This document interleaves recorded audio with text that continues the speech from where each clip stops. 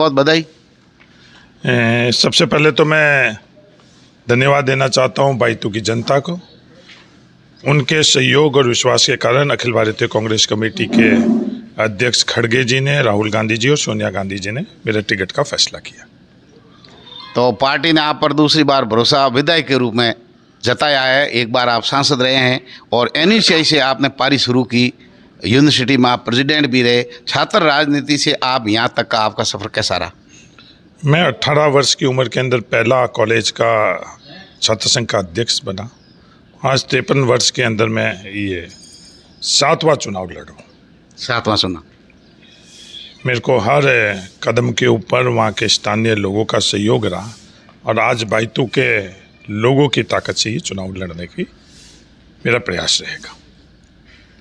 बाड़मेर जिले की नहीं, पूरे हिंदुस्तान की नज़र है बाइतू पर के हरीश जी की स्थिति कैसी है, जनता जानना चाहती है। मेरे पास सिर्फ मेरा एक वोट है। लोकतंत्र और संविधान के अंदर सिर्फ अधिकार मेरा खुद के वोट का है।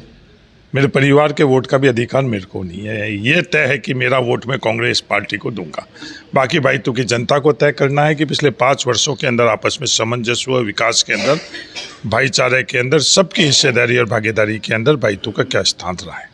ये बुजुर्ग लोग हैं, सुबह सुबह सब छापे वाले ही है और बड़ा भरोसा जता रहे हैं, तो लगता है विकास पर ठप्पा लगाने वाली जनता। आपको कितना भरोसा है? पेमाराम जी, सड़क के संदर्भ में आंकड़े देखें, बाइतू राजस्थान में कौन सा नंबर है। 1400 किलोमीटर सड़क नई, वो 5 और 7 मीटर की यहाँ बनी है, जो पहले मेरा विधायक बनने के वाले दिन में 1300 किलोमीटर ही थी। 11,000 किलोमीटर से 11,133 किलोमीटर पाइपलाइन सैंक्शन हुई और 8,000 किलोमीटर पाइपलाइन आज बाइतू विधानसभा में लग चुकी है। 35,000 के करीब घरेलू कनेक्शन बिजली के बाइतू में हो चुके हैं। बाइतू ब्लॉक को देखें तो 500 कृषि कनेक्शन थे, वो आज 2,000 कनेक्शन हो चुके हैं। एक कॉलेज थी जो आज 5 कॉलेज हो चुकी है। 300 से ज़्यादा राजस्व गांव बाइतू के अंदर बने। 38 ग्राम पंचायतें बाइतू के अंदर बनी हैं। 3 उप तहसील और 2 तहसील बाइतू के अंदर सर्जन हुआ है। हर दिशा में प्रयास रहा है कि बाइतू राजस्थान के अंदर अग्रणीय रहे और इन क्षेत्रों के अंदर बाइतू राजस्थान के अंदर अग्रणीय विधानसभा क्षेत्र के अंदर रहे। एक बड़ा जो लोग प्रशंसा कर रहे थे, खेमे बाबे का जो मंदिर है, वो बहुत बड़ा प्रोजेक्ट जो है हरीश जी का सपना था। खेमे बाबा मंदिर के लिए 1 बीघा से कम ज़मीन थी। वो 1 बीघा के से कम ज़मीन 15 बीघा ज़मीन का आवंटन कराकर 3.5 करोड़ रुपए के अंदर ये खेमा बाबा का मंदिर आज पूर्ण हो चुका है। खेमा बाबा मंदिर ही नहीं, हम लोगों के यहाँ धरोहर है बाटाडू के कुएँ का। 75 वर्ष पूर्व रावल गुलाब सिंह जी ने बाटाडू के अंदर कुआं ही नहीं बनाया था, उसके ऊपर धार्मिक और गायों के संदर्भ के अंदर हमारे लिए धरोहर छोड़ कर गई। उसके लिए भी 2 करोड़ रुपए की लागत से वहाँ भी जीर्णोद्धार हो रहा है। इस तरह से हर जगह प्रयास रहे हैं कि बाइतू हर दिशा के अंदर आगे बढ़े। घर घर पीने के पानी की जो पहुंचाने की योजना थी, वो कितनी सफल हुई है? घर घर पीने के पानी की योजना से पहले मोहनगढ़, बाड़मेर, पोखरण, फलसूंड और दवा समदड़ी स्कीम जो पहले रुकी हुई थी, उसको हम लोगों ने आगे बढ़ाया। हाई कोर्ट के अंदर वो स्टे लगा हुआ था, ठेकेदार चले गए थे, वो हाई कोर्ट से स्टे हटाकर वापस टेंडर कराकर और उसके समानांतर घर घर के अंदर जो पानी की स्कीम है वो आज 75% पूरे राजस्थान के अंदर, अगर सबसे ज़्यादा लंबाई या अगर हिंदुस्तान का तो मुझे नहीं पता आंकड़े, सबसे ज़्यादा अगर कहीं स्वीकृत हुई है तो ये बाइतू विधानसभा क्षेत्र के अंदर हुई। रिफाइनरी बाइतू विधानसभा क्षेत्र में पड़ती है। ये रिफाइनरी का एक अलग ही कहानी है।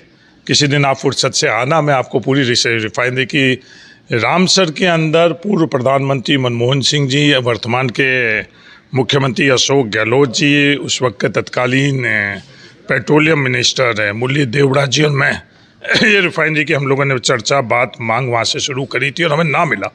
वहाँ से लगातार हम लोगों ने प्रयास किए और रिफाइनरी का निर्णय कराया और ये मेरा सौभाग्य रहा कि निर्णय मेरा लोकसभा सदस्य के तौर पर उस निर्णय के अंदर मेरी भूमिका रही और ये मेरा सौभाग्य रहा कि जो 5 वर्षों में रिफाइनरी प्रोजेक्ट बंद हो गया था, वो मेरे विधानसभा क्षेत्र के अंदर, बाइतू के अंदर वो शुरू कराकर आज काफ़ी प्रगति के अंदर है। रिफाइनरी कहाँ है ये तो सब लोगों को पता है कि रिफाइनरी कहाँ है। बाड़मेर जिले के अंदर है, राजस्थान के अंदर है और अगर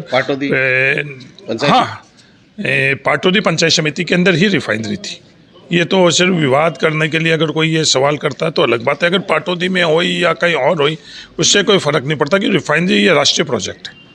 किसी एक स्थान के ऊपर एक खसरे के अंदर होना या नहीं होने से ये देश की विकास की प्रगति के अंदर इसकी भूमिका रहेगी। और मुझे गर्व है कि बायतूका और बाड़मेर जिला, बालोतरा जिले का योगदान रिफाइनरी के माध्यम से देश की प्रगति के अंदर हम सब लोगों का योगदान रहेगा। राजस्थान में कुछ बड़े नेताओं की ही टिकटें जारी हुई है, केवल 33, और बाड़मेर जिले में केवल हरीश चौधरी का नाम आया। बाकी टिकटें कब तक वितरण हो जाएगी? ये जल्दी ही, ये रणनीतिक तौर के ऊपर पार्टी ने निर्णय किया कि 33 उम्मीदवारों की पहली सूची निकली है। जल्दी ही आने वाले कुछ चंद घंटों में, आज रात को या कल, दूसरी सूची के भी हम लोगों को संभावना है कि हो जाएगी। ये किसी के संदर्भ में सिर्फ इकलौता मेरा हुआ ऐसा बात नहीं है, ये रणनीतिक तौर के ऊपर ये निर्णय लिया गया सूची का प्रकाशन का। हेमाराम जी ने चुनाव लड़ने से स्पष्ट मना कर दिया है, कोई बात आपके हुई है? हेमाराम जी लगातार हम लोगों के परिवार के मुखिया, और मेरे लगातार उनके इस बात की चर्चा हो रही है। और वो उनकी राजनीतिक क्षेत्र के अंदर उनकी रुचि काफ़ी समय पहले ही, जो उनकी परिस्थितियां है उस हिसाब से उन्होंने कहा कि नहीं, पिछले चुनाव के अंदर हम लोगों ने निवेदन किया, हमारे शीर्ष नेतृत्व के बात करने के कारण उन्होंने चुनाव लड़ा। पिछला चुनाव भी वो बिल्कुल लड़ नहीं रहे थे। हमारे उस वक्त के तत्कालीन जो प्रदेश अध्यक्ष थे सचिन पायलट जी, उन्होंने उनको समझाया, उन्होंने अपनापन से उनको दबाया। और मुझे विश्वास है कि जो गुड़ामा लेने की जनता और हम सब लोग जो अपनापन से उनको ये समझाइश करेंगे, उन पर अपनापन से उनका निर्णय जो आज उन्होंने लिया वो उसको बदलाएंगे। क्योंकि एक परिपक्व नेतृत्व, ईमानदार नेतृत्व गुड़ामा लेनी नहीं, आस पड़ोस के क्षेत्र के अंदर भी उसकी आवश्यकता है। आपके कार्यकर्ताओं के लिए क्या संदेश है? मेरे कार्यकर्ताओं के लिए ये संदेश है कि हम लोग घर घर में जाएं, आपस में हम लोग भाईचारे की बात करें, सबको साथ में लेकर जो विकास किया है वो विकास लेकर, और हम लोग ये बढ़ते हुए भाईतू का संदेश लेकर हर परिवार के अंदर जाएं। विवाद के संदर्भ में हम लोग बचें, ये मेरा, क्योंकि दुनिया हम लोगों को विवाद के अंदर धकेलना चाहती है। हम लोग विवाद के लिए नहीं, हम लोग विकास के लिए राजनीति करते हैं। हम लोग आपस में टकराव के लिए नहीं, आपस में सामंजस्य के लिए राजनीति करते हैं। ये संदेश मेरा कार्यकर्ताओं को भी है और बायतू की जनता को। ऐसे कौन से काम अधूरे रह गए जो आप अगली बार करने वाले हैं? नहीं, विकास के तो तमाम काम हैं, उनका और आवश्यकता है। लाइट का है, जैसे 35,000 लाइट के कनेक्शन हो गई, 6,000 के आज भी बायतू विधानसभा के अंदर वंचित है, उसके लिए भी योजना स्वीकृत हो चुकी है और काम शुरू हो चुका है। और इस महीने मुश्किल से उसके अंदर से कोई 1000 कनेक्शन इस महीने के अंदर चुनाव से पहले पूरे हो सकते हैं। तो वो काम भी है, पेयजल के काम भी है, सड़क के भी हैं, स्वास्थ्य के भी, हर काम। ये निरंतर विकास के लिए तो निरंतर जो पहिया है वो घूमता रहना चाहिए। ये विकास है। विकास के पैमाने बदल जाते हैं, विकास के तरीके बदल जाते हैं, पर ये विकास निरंतर होता रही। आस पर आया हुआ हूँ बायतू हरीश जी की ढाणी जो आवास है, वहाँ सुबह सुबह बुजुर्गों की भीड़ है। यहाँ बड़ी संख्या में बुजुर्ग लोग हैं, साफे वाले लोग सुबह सुबह शुभकामनाएं देने यहाँ आए हैं।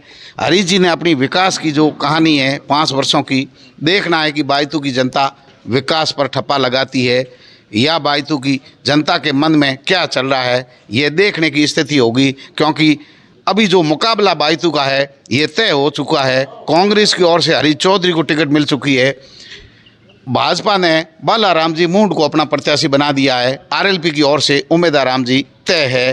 त्रिकोणीय मुकाबला तय है। देखना है कि पिछली बार की तरह क्या किशोर सिंह कानोड़ चुनाव लड़ते हैं, चतुर्कोणीय मुकाबला होता है या त्रिकोणीय मुकाबला तय है, ये तो बायतू की जनता तय करेगी। देखते रहिए तेजल मीडिया। नमस्कार।